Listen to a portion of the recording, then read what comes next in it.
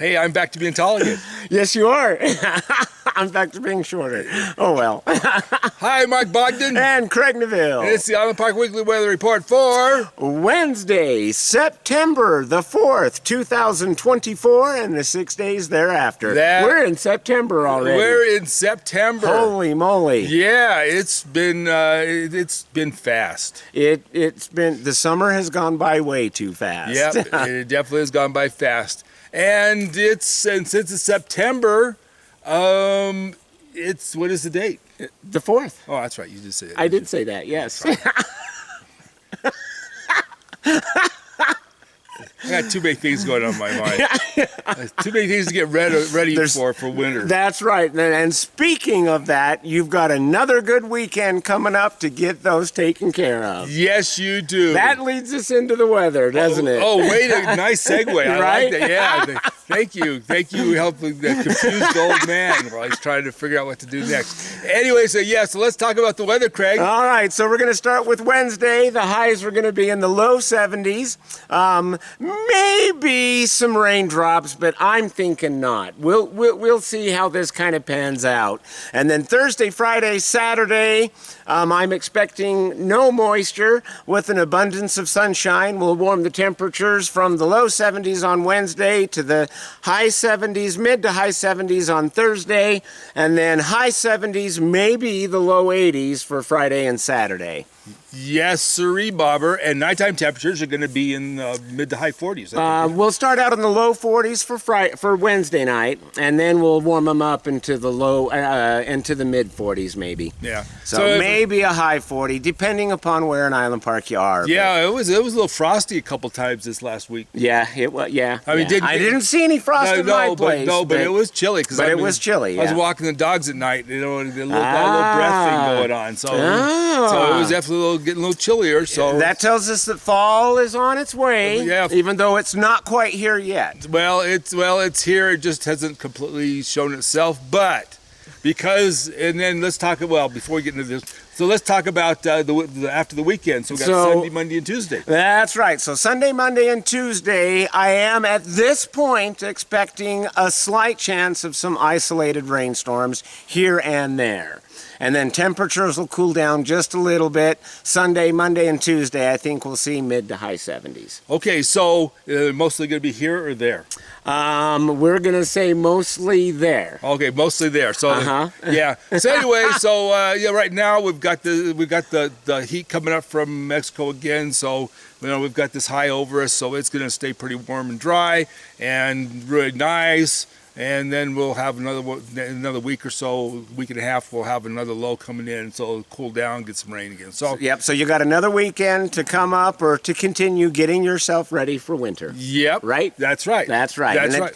That also means that it will be good for the hunters, good weather for the hunters. Yeah, this isn't good weather for the hunters. Oh, I guess that's not. I guess that's right. They kind of want snow, don't they? No. For better tracking? Well, no. They want cooler weather because it puts the animals in rut, and then they get more active, and they come when you call because they're horny. So you actually, as an elk hunter, you actually want cooler weather because that excites the animals to get some going, so that they're easier to. So you wait for a bull to get all horny. You make sounds like you're a horny cow, and then when he comes over, you stick him with a sharp stick. Okay. Yeah, all right. That's how this works. That's how that works. So so when it's really warm, they tend to they feed at night. They lay down during daytime, so they're not very active during the day, and then that means you don't get to find them. All right. So this isn't the best weather for hunting. No, and then the other thing is that when it's hot, when it's going to be in the high 70s, low 80s, the meat tends to spoil quicker, so you got to get it out of there fast. Which is why we're going to get to the next subject. The other reason you have to get out of there fast is because there's bears everywhere. That's right. That's where I was leading us to. So anyway, and we had our first bear attack this weekend. We did, unfortunately, but I think the gentleman is going to ultimately be all right. Yeah, it shredded his arm quite a bit. So, but luckily, he and his partner both had weapons with them, pistols, and they were able to drop the bear, which is good because otherwise he would have been chopped. And but it came out of nowhere, came out of the brush and tackled him. He didn't even hardly see it coming before it hit. So anyway, the thing is that this is the thing that's really important. And we're over here at Meadow Creek for one reason, because a lot of the grizzlies come down through this Meadow Creek area and then filter into the Island Park caldera, because this is close. There's a lot of old growth timber in here, going up the mountain and it goes right into the park. Into the park. Yep, and so this is a real busy trail, and also there's lots of cattle over here, and they feed on the cattle. They lose a dozen or better cattle every year over here. Wow. And so they feed here. They brings them in. They come from the park and they wander through looking for food, and they're very territorial. And anybody that's in their way, they tend to be aggressive. And so here's the thing that you need to realize. If you're hunting, hunt with a partner. I used to hunt by myself all the time. Don't do it anymore because of the grizzly situation. The other problem is if you got something knocked down, they can smell blood from over 5 miles away, and it brings them right in. And you can't gut and quarter an elk that fast because they cover up to 30 miles a day. So right. The bears do. So anyway, the thing is, this is a very dangerous situation up here when it comes to the hunting or just the hiking, especially this time of year. So be very cautious. Don't go places where you can't see around you. Don't try to make sure you got a clear view and open. Don't go in the thick stuff, because there could be a grizzly just on the other side of it. You'll see it till it hits. And the other thing is that make sure you take the proper precautions. You want the bells aren't going to work. They just come out in the poop. Anyway, but the thing is, what you want to do is you want to make sure that you have. If you've got dogs, bring dog with you so that the dog. They'll warn. They'll send it before you see it. So that's really good. Also, make sure that you carry bear spray, because if a bear's not charging or is just bluff charging, bear spray works great.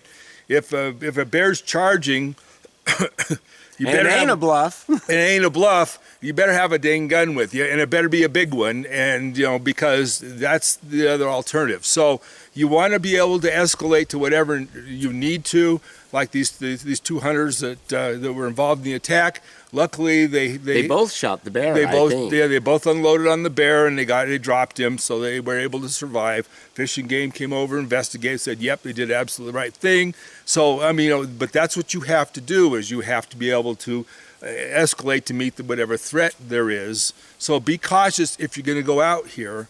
And make sure that you hunt with other people, make sure that you're aware. And also, I would suggest you don't hunt late into the evenings, because when you're walking out in the dark covered in blood, it's not a good thing. Yeah, because bears do hunt at night, and they're going to smell that blood. Yeah, and you're like... And if you're covered with it, they're going to come after you. Yeah, and plus if you're carrying out a couple of quarters, and, you're just meat on the hoof, you're kind of like DoorDash, Right, bears. Right, yes. Okay. Anyway, so be really careful. Keep your wits about you, and because hunting's really fun, and and the isolation of hunting by yourself is really fun, but it's not worth your life. No. And right now, with the number of grizzlies we have up here, it's something that's definitely a concern. And we talked about this earlier in another broadcast, but that's something you just got to really be careful of. And for everybody else that's just hiking around and doing fun stuff, be aware of where you're at. Pretty soon the salmon are going to be running down through the outlet. Right. And that means that the bears are going to be out chasing the salmon. So stay away from the outlet and the willows, as the salmon start to run, because that's going to be, because that's going to attract the bears too. So just be aware of these different things so that you don't have a problem, okay? Okay. All right, so with that little bit of joyful news, right, and we're grateful that the person that got attacked is doing well. Yes, we are. And he kept his arm, which is good. Yeah. But it's shredded pretty bad. They got some work to do on it. So. Anyway, with that cheery news, we want to wish you all guys a good fall weekend and a good week. Have a good week. Be safe. Be careful. Yes. Above all, remember, we love you. From Island Park, it's Mike Bogden and Craig Neville. Bye-bye. Bye-bye.